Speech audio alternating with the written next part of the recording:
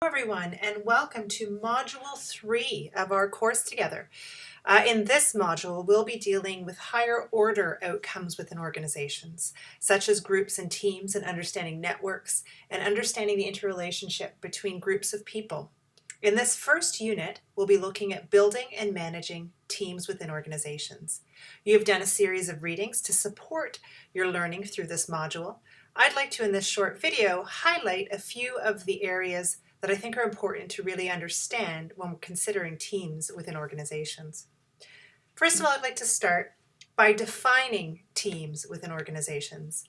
A common definition that is very useful to help you conceptualize what you'll go through in this unit is a small number of people with complementary skills who are committed to a common purpose, set of performance goals, and approach for which they hold themselves mutually accountable. Typically, we think of groups or teams as units that are organized towards a common purpose. Often, the purpose is such that the skills that they have are either complementary or they each have individual skills that can help to add to a whole and increase performance for the group. We like to think that in organizations, if we add multiple people together, 1 + 1 + 1, that we get more than the sum of the parts. That often that the product that those 3 individuals or 4 individuals would be able to produce would be better than if one individual was working alone. This can sometimes be a challenging thing, and we'll talk about that in this module a little bit, and you've done some readings on this, and the video supports this idea as well. That there is great potential from teams and groups, but often there are things that stand in the way of groups performing at their best. Let's talk about some of the paradoxes of group performance. When we're talking about teams and groups, there are many things that are difficult to keep in balance, that are difficult to make sure that we have we've considered both competing demands on a group as they work towards outcomes. This comes from your text, Becoming a Manager. I want to highlight some of the paradoxes because I think they accurately illustrate some of the complexities of working in groups.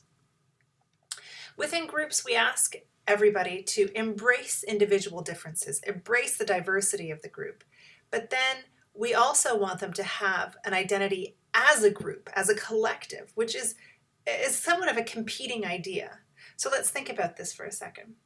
We actually know that groups and teams that have some diversity have an additional benefit in that it's not just 6 or 5 or 4 people with the same viewpoints and the same ideas, but if we have 5 people with differing ideas, with differing inputs and differing frameworks, there's great potential for us to put together these different ideas into unique ways, into unique and differing ways. So we know that some diversity within a team is actually really important. You think about this as an HR concept. When we hire people within organizations, we want to hire people with new and interesting ideas. But what are some of the problems with this? Well, when we do this, and this is a bit ironic, when we have people with new and diverse ideas, what we actually end up doing is creating a situation where there's a great deal of conflict within a group, and conflict is something that we'll hit head on in our next unit within this course. And simply put, what the issue is here is that low levels of diversity lead to lack of creative projects, lack of need for input from multiple team members. High diversity within groups lead to intense conflict within groups. So we do want to have some heterogeneity within groups, some level of diversity, some individual difference, but we probably want it at a moderate level. There's no magic number here, but we want a moderate level of individual differences. And we want the people within the group to embrace these individual differences and focus on these differences instead of focusing on what they have in common in order to come up with these more creative solutions. But the competing demand here is that we also want people to develop a collective identity and to all commit to a very similar goal as part of their work together. So we want people to work often with our team building exercises, which you have done some reading on, and with our activities that are meant to create cohesive groups. What we are really doing is helping people to use a similar framework. We often talk about helping people to develop shared mental models, which are shared ideas of how things work here, how things happen here. Now, the challenge with this is that if we create a collective identity, you are somewhat discouraging this individuality. So again, here's this paradox of we want individual differences to be high within groups, but at the same time, we still want people to work together well, which requires a collective viewpoint, a certain way of visualizing or seeing a problem. Next, we want people to foster support for one another. So we want a great deal of camaraderie within groups. We want collaboration, as was pointed out in one of the videos that you watched for this course. We want people to be able to cooperate and to find solutions to hard and challenging problems. But at the same time, we do want some confrontation. We want some disagreement. We don't want people to accept what other people say without consideration. We want people to be challenged and to challenge others within groups. So again, this is a paradox, this idea of creating a safe space within a group, but also creating a space where you can debate openly and confront ideas. So in other words, we want high levels of, or moderate levels likely, of task conflict within a group. So we want people to be able to converse and argue about the task itself, but we want fairly low levels of interpersonal conflict. We want people to feel supported and safe within organizations and within their team, their work groups. Next, we have this paradox of wanting to focus on performance, yet still wanting to focus on learning and development. We want our groups to be constantly growing and adapting and learning and taking in information from their successes and failures and altering their course. But at the same time, we want them to be high performing. High performing implies that we have a low tolerance for failure and we're not interested in risk taking. And actually, something that we know, interestingly, as an aside, is that groups tend to be a little bit riskier than individuals. They tend to support each other, especially groups that are cohesive. They tend to support each other in making riskier decisions. So there's this paradox. We want people to develop and grow and try things out, but at the same time, we always want high levels of performance. So we need to balance this idea of learning, developing, learning from failure, with this idea of focusing on high levels of performance and optimizing every output. And finally, the last paradox that I want to draw your attention to, again, that is outlined in your text fairly well, this balance between managerial authority and team member discretion and autonomy. You want your team to be able to rely on one another, to be self-regulated in a lot of ways so that they are seeking support from one another and guidance from one another. But at the same time, they're quite likely, by definition of organizational structure, is an external member of the group, or maybe an ex officio member, or maybe a fully integrated member of the group who has managerial authority.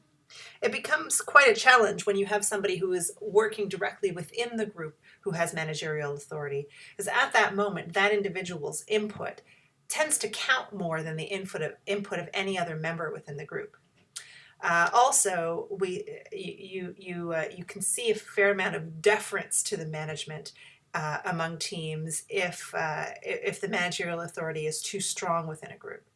So there is this balance that a team exists as a group that's intentionally self-governed, but exists within a larger structure where there is governance and clear guidance that is required or given from external bodies.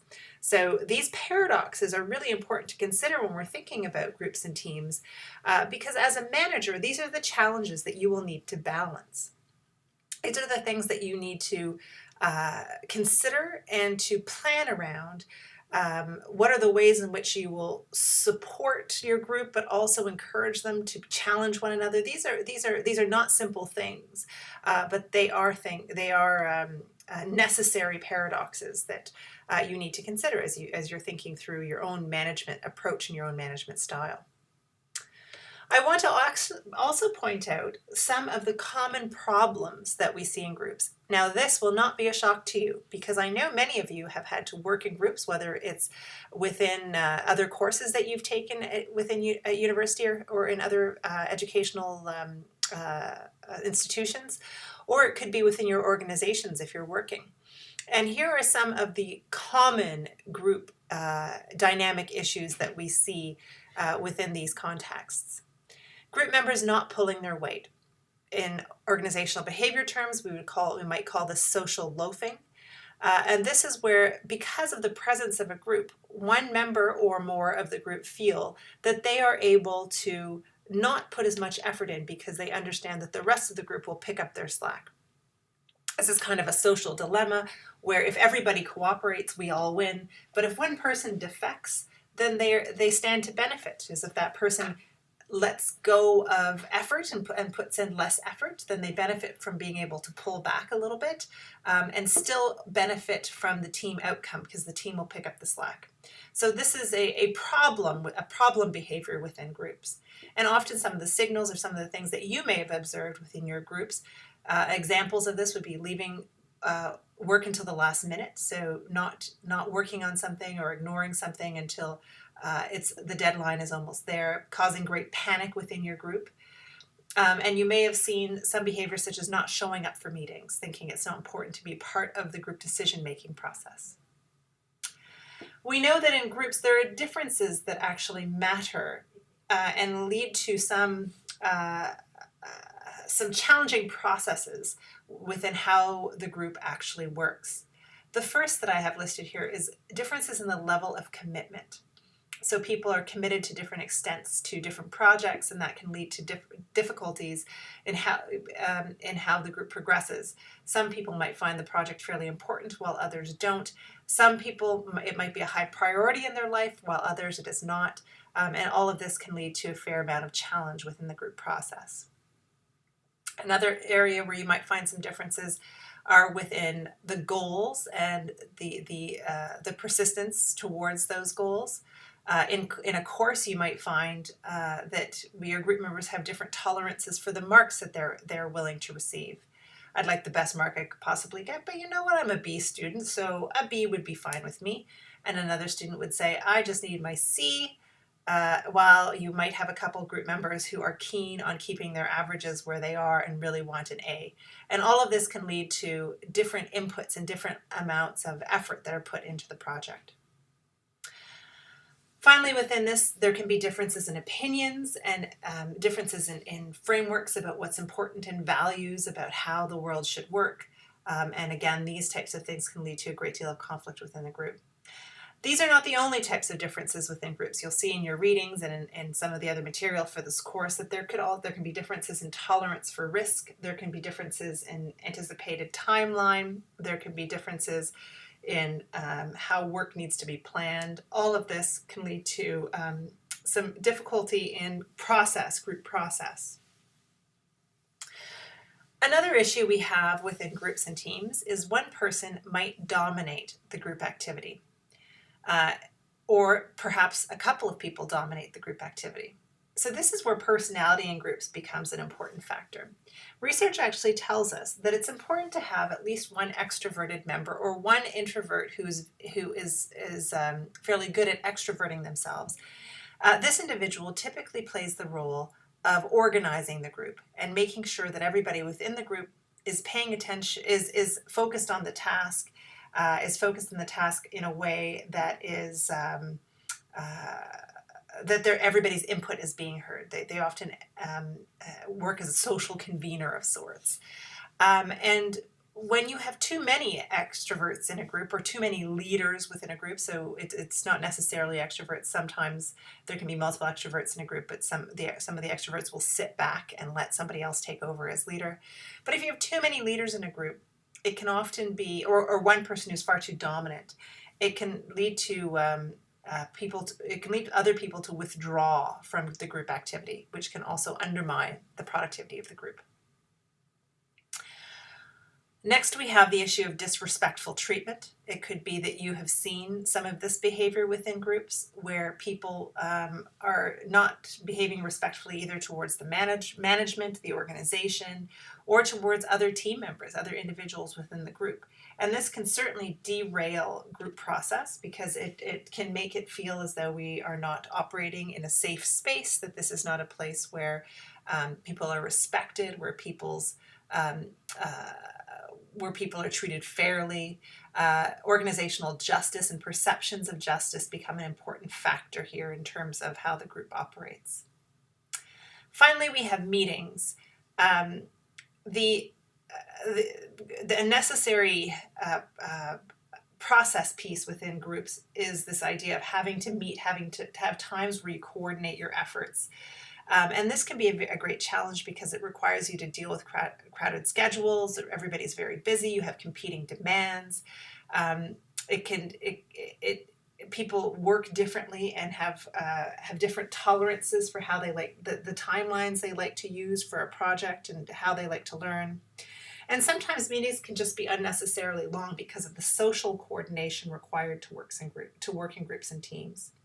So up to now in this lecture, we've talked about a fair number of challenges that we can observe within groups. So how do we deal with some of these challenges? Again, in this chart, or on this slide rather, I've reiterated some of the challenges that exist, the complexity of work, communicating across functions. Some teams are temporary in nature, and this temporary nature can cause some difficulties with getting people up to speed and coordinated with one another in a meaningful way. The fluidity of team boundaries. This can be where you're working within an organization, so you might be working on a team, but there are also other people within the organization that are there to support you and help you, and they come in and out of team membership. So this can be a challenge. And then the organizational structure itself, as we've noted, can create challenges within organizations. So how do we deal with some of these challenges? Well, your readings and some of the videos that you're looking at certainly do help to illustrate some of the ways that you might deal with this. As a manager, you'll want to ensure that you are constantly being supportive of team construction and team process, so you're not just leaving a team up on its own and expecting an outcome, but you're taking care to check in and to try and coach and support the team through their work efforts. You'll want to make sure that people who are experiencing negative, who are having some negative reactions to either the process or the way in which things are happening within the team are able to speak up within the team environment. You might want to allow the team some flexibility in experimenting so that they get to try things out, learn from one another. This is where you balance this idea of performance versus learning and development, giving them some opportunities to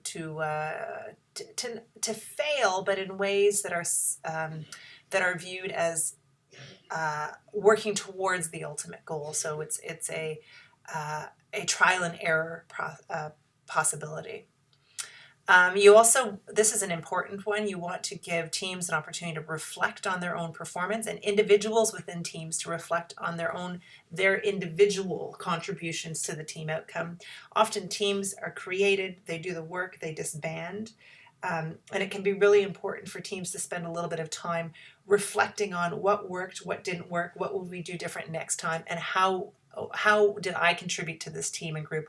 What could I do differently next time?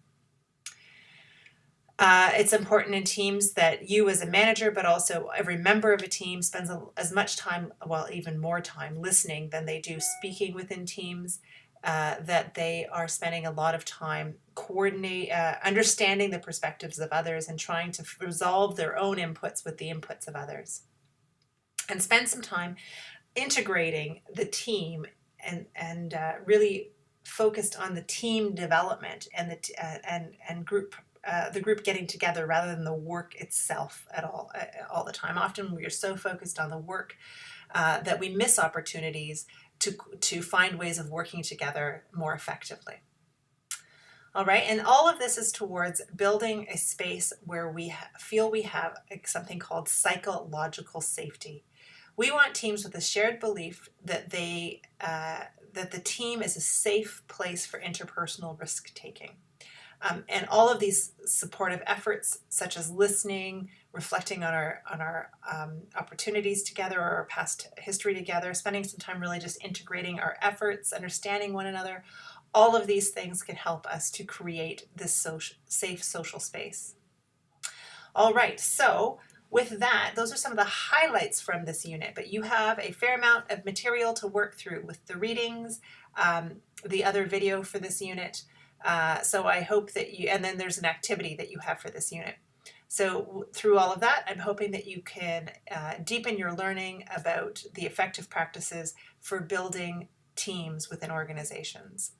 This is the end of the short video lecture for Module 3. I look forward, if you have any questions, please feel free to contact me. I look forward to engaging with you. Take care. Bye-bye.